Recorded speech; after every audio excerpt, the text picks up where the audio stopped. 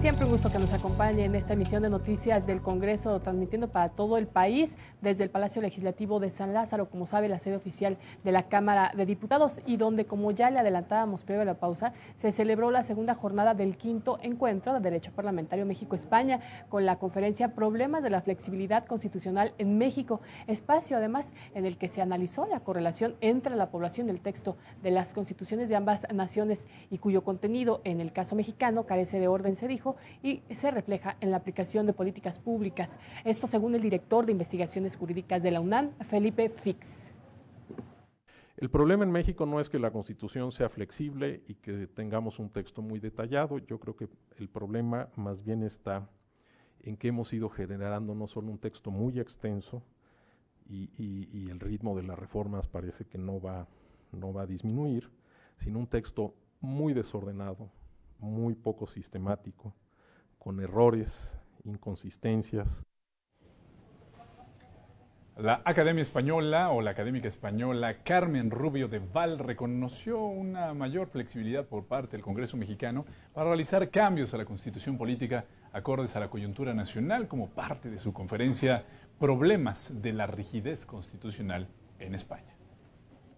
Una necesidad, se ha apuntado en algún momento, nuestra Constitución, al contrario de lo que sucede con la mexicana, pues no ha tenido un proceso normal de reforma constitucional que muchas partes de la misma pues pueden aparecer necesitadas de alguna reforma para adaptarlo a las nuevas exigencias. Por su parte, el director del Centro de Estudios de Derecho e Investigaciones Parlamentarias, Luis Mendoza, impartió la conferencia La calidad de la democracia en México, a través de la cual aseguró que pese a sus posibles defectos, la democracia continuará como el camino a transitar, dijo, además para las sociedades modernas, como es el caso de la nacional.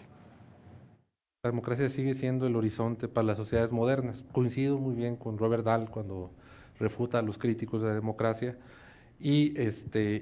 creo, como también nos hacían ver Sobato y Valadez en el seminario al que me he referido, que en el horizonte la democracia sigue siendo un sueño, pero un sueño realizable.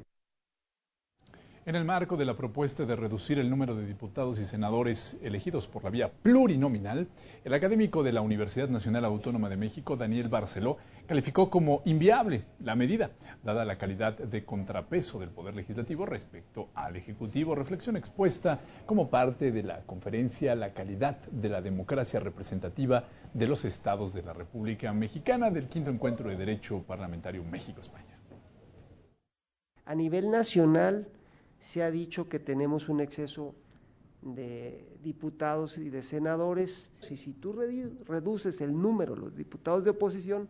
pues te dará una situación como sucede en Coahuila o en Baja California Sur. Si no hay ni siquiera ese número de diputados, pues ¿quién controla a el Poder Ejecutivo? En tanto, la especialista Piedad García Escudero mostró un panorama de la situación de los legisladores españoles, quienes han menguado su participación individual dentro del Congreso local para dar paso así a los intereses de los partidos políticos. Este fue el tema justamente de la conferencia, el parlamentario individual como representante dentro del encuentro que ya le dimos dicho de Derecho Parlamentario celebrado aquí en la Cámara Baja. Así, los diputados y senadores no presentan ya nunca proposiciones de ley, iniciativas legislativas, siendo los grupos sus autores. Y pese a que los reglamentos admiten la presentación de enmiendas individuales, también los grupos monopolizan, de hecho, el derecho de enmienda. Bueno, al finalizar la segunda jornada del quinto encuentro de Derecho Parlamentario México-España, esto en San Lázaro, se presentó un libro, Diario de Sesiones de las Cortes Generales y Extraordinarias de Cádiz, proceso de creación de la Constitución Política de la Monarquía Española de 1812, vigente en las provincias mexicanas. El texto contiene el diario de los debates que derivaron de la redacción de esta histórica Carta Magna. Tal vez esta obra nos haga reflexionar sobre la mancomunidad iberoamericana que pudo forjarse después de las Cortes de Cádiz, sobre la posibilidad de que la libertad y la fuerza de las ideas de un gobierno de vistas universales habría reforzado las coincidencias y los intereses comunes, previniendo que surgieran las diferencias hostiles y desconfianzas que por muchos años separaron a España de los americanos. Y si lo promovimos es por el hecho de que consideramos que esta Constitución es, en primer término, universal, es una constitución, si se quiere usar el término, tan mexicana como hispanoamericana. Nosotros consideramos a Cádiz como el germen de muchas instituciones mexicanas. El documento es una coedición del Centro de Estudios de Derecho e Investigaciones Parlamentarias de la Cámara de Diputados de México, el Congreso de España y la Universidad Nacional Autónoma de México. En más sobre este interesante trabajo y jornadas de Derecho Parlamentario México-España, el investigador del Instituto de Investigaciones Jurídicas de la UNAM, Diego Valadez, se refirió a la posibilidad de un gobierno sin representación en el legislativo. Esto es lo que dijo. Cuando comienza a dejar de hacer sentido, es cuando tenemos un parlamento o congreso donde el partido del presidente tiene el 35% y donde por ende las demás fuerzas políticas tienen la mayoría, el 65%, y que esto no se vea reflejado en la estructura de gobierno, porque entonces hace disfuncional al sistema representativo. Agregó los beneficios de un posible gobierno de coalición. Es que donde hay coaliciones hay mayor desarrollo económico, porque los agentes del poder económico pueden prever para un marco de tiempo determinado y sus acciones, en particular sus inversiones, por un periodo determinado. Durante el diálogo temático, las relaciones entre el Ejecutivo y el Legislativo, Carlos Aragonés Mendiguchía, presidente de la Comisión de Cooperación Internacional al Desarrollo del Congreso de España, sugirió acciones a los parlamentarios para tener gobiernos efectivos. Que favorezcamos entonces las labores de fiscalización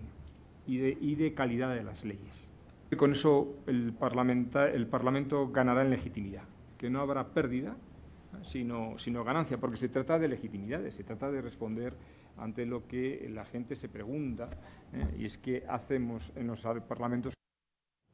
Por su parte, el diputado Alfredo Rivadeneira Hernández habló del diseño institucional actual.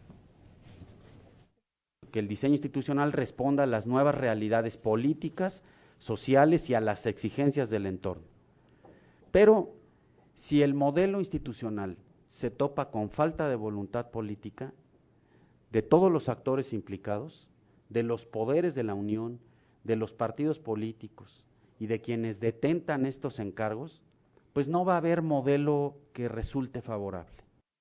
Al final del primer día de las quintas jornadas de Derecho Parlamentario México-España, se llevó a cabo la presentación del libro Derecho del Turismo, un estudio comparado desde España e Iberoamérica, de José Tudela Aranda, integrante de la Fundación para Estudios Parlamentarios y del Estado Autonómico Manuel Jiménez Abad. Pero el turismo no tendrá tampoco futuro si no es un turismo de calidad, si no es un turismo que sea coherente con las nuevas exigencias, con aquello que los turistas como consumidores reclaman. Y eso solo es posible si se ordena adecuadamente, si desde el derecho, desde el poder público, se da una respuesta adecuada. Con la presentación de esta obra, permite revisar y analizar las regulaciones del turismo en los países de Iberoamérica. De esta forma, el análisis de la obra ofrece una perspectiva integral y esclarece temas tan trascendentes en la actualidad como la transversalidad y realidad del derecho público del turismo,